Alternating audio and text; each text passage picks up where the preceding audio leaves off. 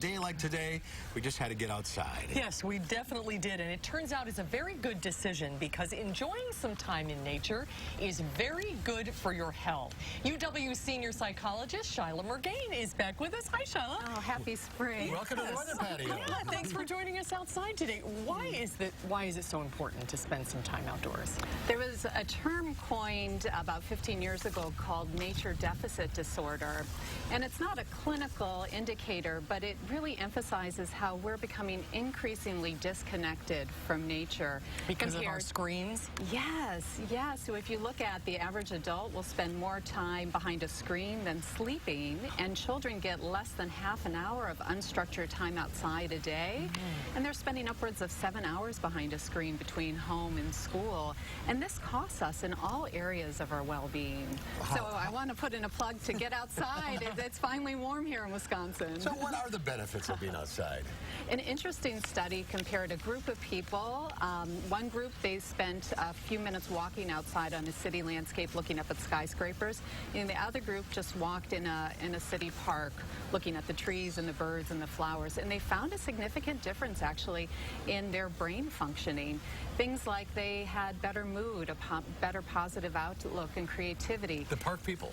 The park people, the people just for in as little as 10 minutes of time outside, they had a relief in mental fatigue. They were able to focus better and have better concentration, and they even slept better that night. Oh, that's interesting. Why do we think that is? Yeah, that, when we go out in nature, I think it reduces indicators of stress like cortisol, and I think it kind of something in us is restored. They say nature provides something above and beyond human connection. You said before we started that just the sound of the brook behind us was really relaxing. And I think it helps us feel interconnected with things more than us.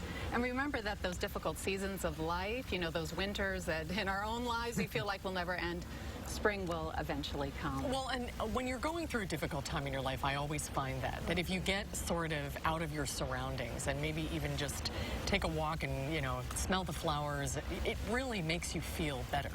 It kind of gives you, an ability to get over stress in your life. Absolutely. We don't plan for it enough. So I want to really encourage viewers to get outside. It's good for you. And summer vacations are starting to get planned.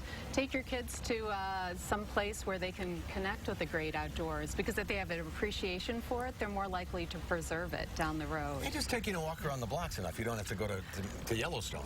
No, just on your lunch hour. That's a great prescription. That's a very good prescription.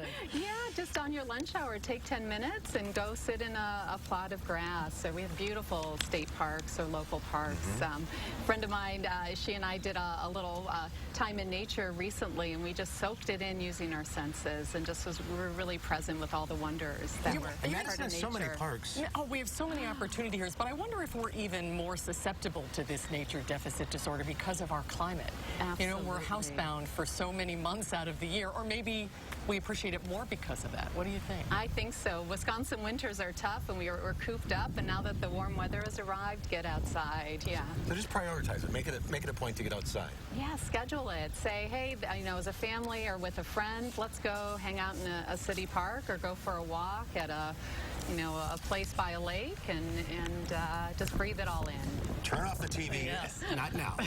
It's 6:30. You have a Dream Bank talk coming up. What's that about? I do. June 7th at 6:15 p.m. It's free, and it's about this topic of life is a wonder, reconnecting and rediscovering that sense of awe. So I'm going to be providing practical strategies to cultivate that sense of looking at life in maybe ways we often miss. And where is it? At the Dream Bank. Yep, which is on the right Capitol Square. downtown. Yep, okay. And they can find information online at dreamfearlessly.com to sign up. It's on the screen as well. All right, this is fun. Nice being outside for a change. Let's do it again. Doctor, thanks for being with us. Good to see you, Shilagh. Thank you. Happy spring.